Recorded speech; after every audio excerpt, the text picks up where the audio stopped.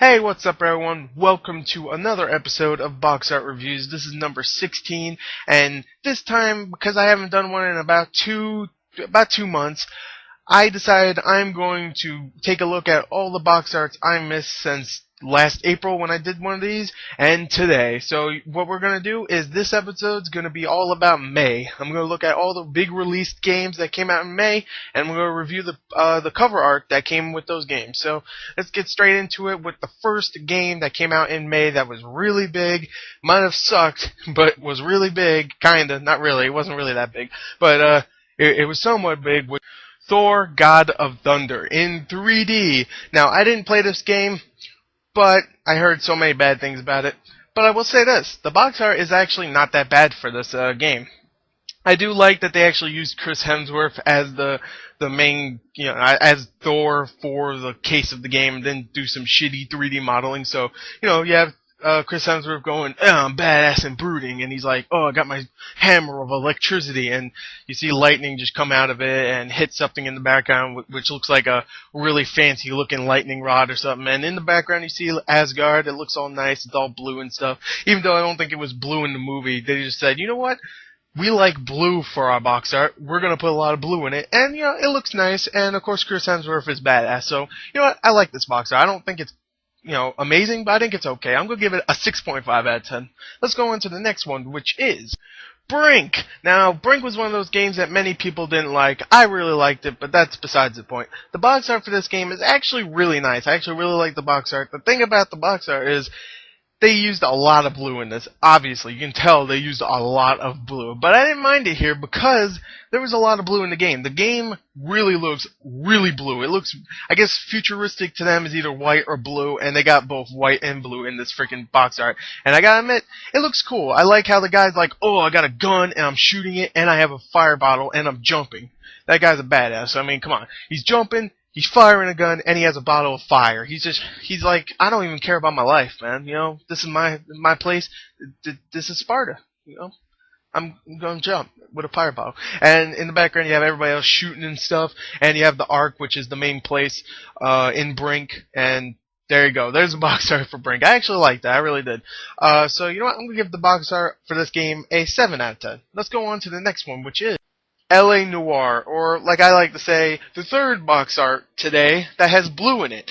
And besides that, I do like this box art. I'm going to say right there, I do like this box art. The thing about the box art is the girl in the game, in the case.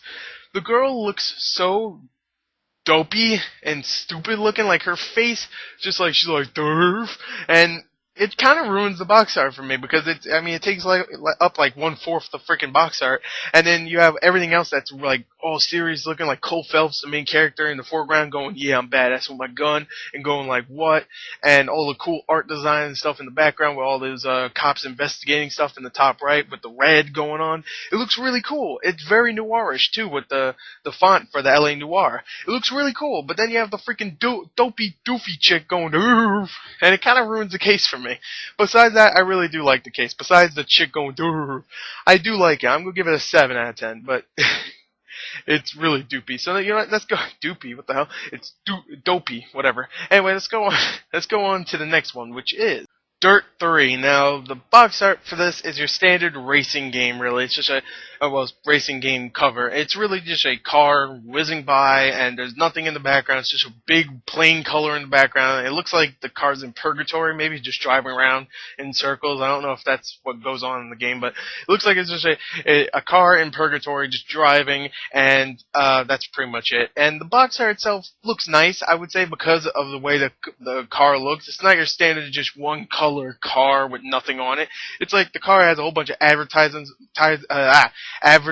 on it. It looks like the car is just dosed in colors and stuff. It looks really nice. I actually really like the way the car looks, and I like how they actually put a background in there that is not either blue or red. I like that. It's actually, what is it, turquoise, I would say? Kind of close to blue, but still not blue, and I like that. So, you know what? I like this box art. I'm going to give this box art a 6.5 out of 10. I've been getting a lot of those, but whatever. I'm going to give it 6.6. There you go. I didn't give it the same this time, even though that's not a real score for me. It's a 6.5. Let's go on to the next one, and our last one, Hunted: The Demon's Forge. I will say this. I do like this box art because it pretty much explains everything that we need to know about this game. These two are, of course, warriors. These two characters that are most likely partners are warriors or bounty hunters, and they like to kill and yell at stuff. And there you go. You know everything you need to know about this game.